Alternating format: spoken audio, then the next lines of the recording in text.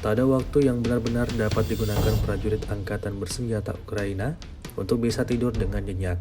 Pasalnya, serangan-serangan mematikan Rusia terus menghantui pikiran mereka. Baru-baru ini beredar sebuah rekaman di media sosial Telegram pada Selasa, 25 Juni 2024. Dalam rekaman tersebut menampilkan detik-detik berlangsungnya kembang api di posisi Ukraina. Bukan kembang api biasa, percikan api meriah yang terlihat di sini adalah serangan bom mematikan yang dilayangkan militer Rusia. Salah satu tempat pelindungan tentara Ukraina terdeteksi oleh pesawat tak berawak Rusia. Alhasil, seperti yang terlihat dalam rekaman, tak ada yang tersisa di posisi angkatan bersenjata Ukraina.